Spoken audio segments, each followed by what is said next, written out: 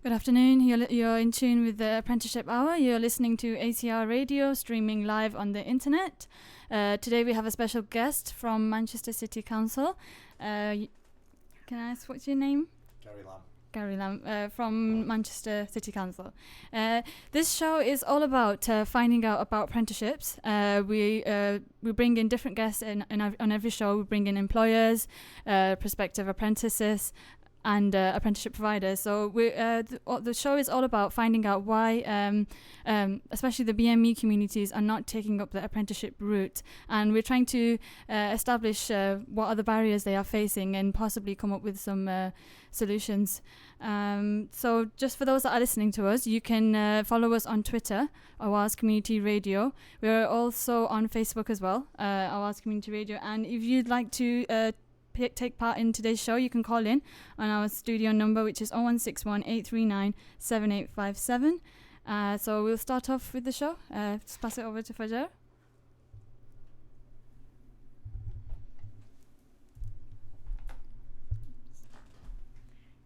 Hi, Gary. Hello. Hi. Thank you very much for coming today.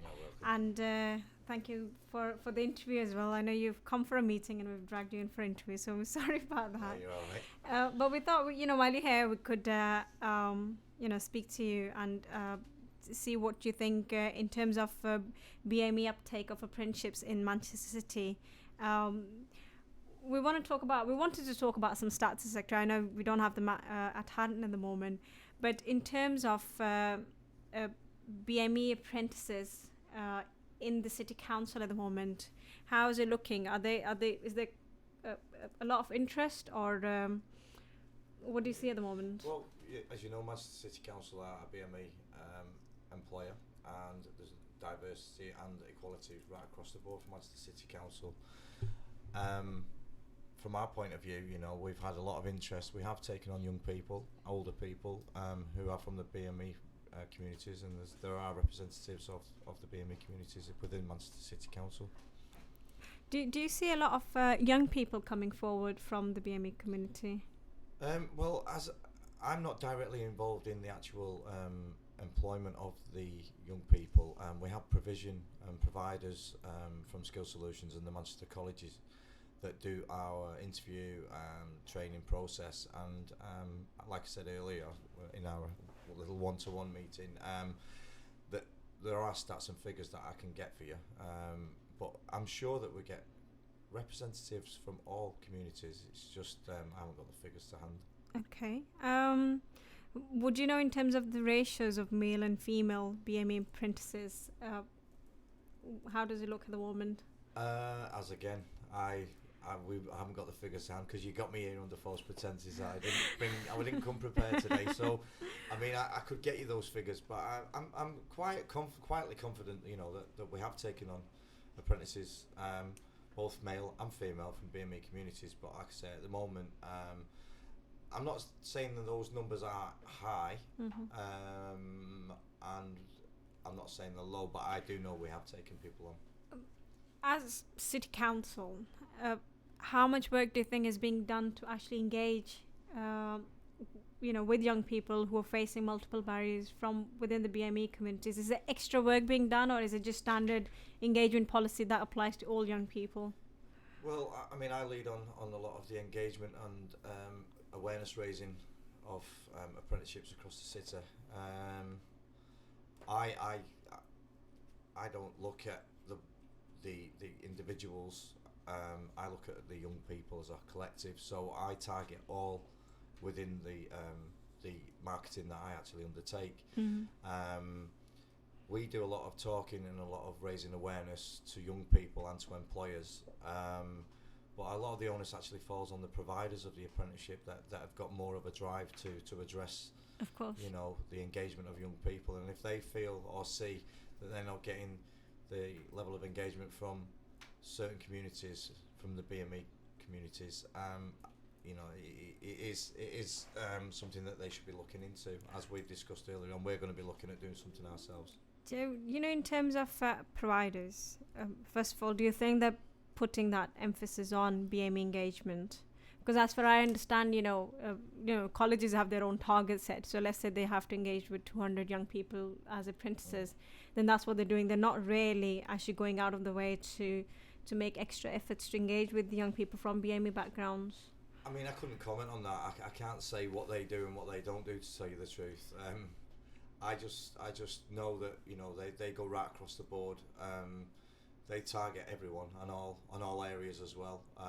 Young people who not only come from BME communities, but young people who've got criminal records, young people who come from homeless families that have looked after children in the city, and know that there's an emphasis on them engaging with right across the board. So I know, in the discussion we had earlier on, that you said that you feel there's a lack of BME communities engaging within apprenticeships. Something we need to look at, and the ideas that you've had, I think that we've probably, when we look at the figures and we look at how we best address it, it might be something that will change those figures and stats. Fantastic. And what do you think, as your personal point of view, not necessarily City Council's point of view, because you've been doing a lot of work around apprenticeships, what barriers do you think are to participation from BME communities? Well, I mean, I've been working with apprenticeships for about 15 years now. I mean, it's perception, really. I think people's perceptions, it's not just from BME communities, young people might have one perception of what an apprenticeship is, a teacher might have another perception of what an apprenticeship is, and a parent might have a completely different idea altogether. In regards to BME communities, when we was talking earlier on, you mentioned that some of the cultural kind of ideals are that parents feel that their son, daughter should go to college, university, and then become a doctor or a scientist or whatever. Now, not all young people are cut out to be doctors or scientists, so an apprenticeship is not a second-class opportunity. It's an equal opportunity, because you might not want to become a doctor at the age of 16, but when you've studied in an area, you might go into nursing, for example, through an apprenticeship, and then within 5 or 6 years realise that you fancy going to further your education, and then maybe in another 10 years' time become a doctor. So it's not a one-cap-fits-all situation. So young people should be encouraged to take the pathway, I feel, that they want to go down, not always, I don't know. Okay. Does City Council as an employer offer higher apprenticeships as well?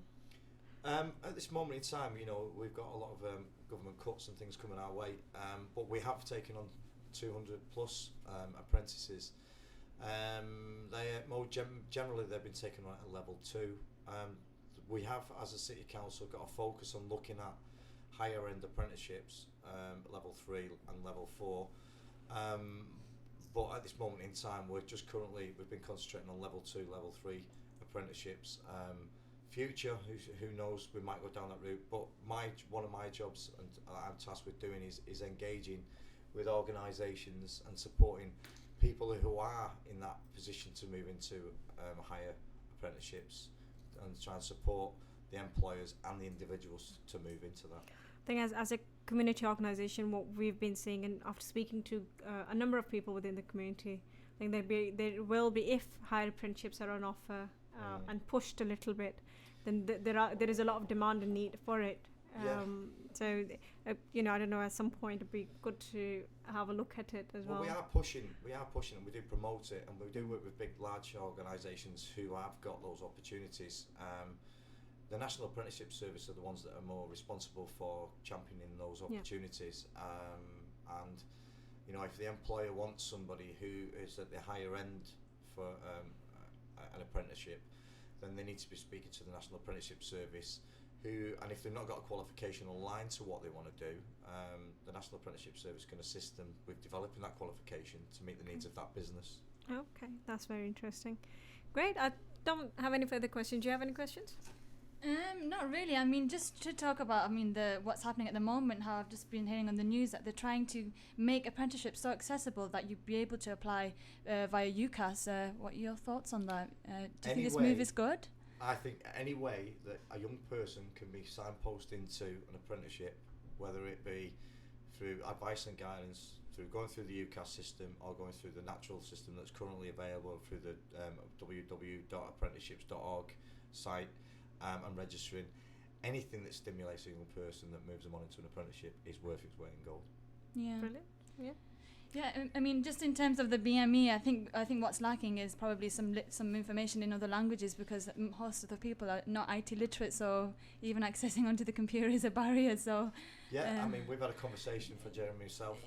We've provided with some information literature that I've undertaken with my colleagues in the City Council, and we're just going to go away and have a look at that and hopefully translate that into the different languages, and add a lot of value then to the employers and to the parents and to the young people from the BME communities. I mean, as we were mentioning yesterday, a lot of people were saying that, you know, it's sort of, I mean, the information should go into the schools as well. You know, we were saying, you know, Yes, parents were saying. Yeah. And you That- might Well, want to I- mention the. Just to let you know that Yeah. as a City Council, working with partners, we've developed an apprenticeship ambassador scheme, and these are real apprentices who work for real companies who are volunteering their time to go into schools and talk to the young people and raise awareness about apprenticeships. And to date, the feedback we've had about those young people has been absolutely fantastic. They've come along with me and done presentations, and they've been absolutely superb. I think that's great, because so many parents yesterday raised that you know, young people go into school, or they go into school, and for community's point of view, schools are their point of information when it comes to, you know, children's education. Because like you said, you know, we've got that perception set, you know, from school you go to college to university, and that's not going to change until you know, that information is being fed into communities from all ways possible. Exactly. And school being, you know, the most important institution in any, you know, kid's life really. So I think that's a great scheme you've got there, and hopefully we're going to invite the apprenticeship ambassadors as well for an interview on at Avaz as well. So brilliant.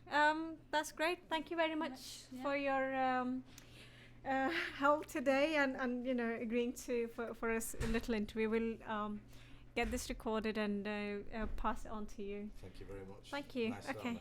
Thank you. Bye bye.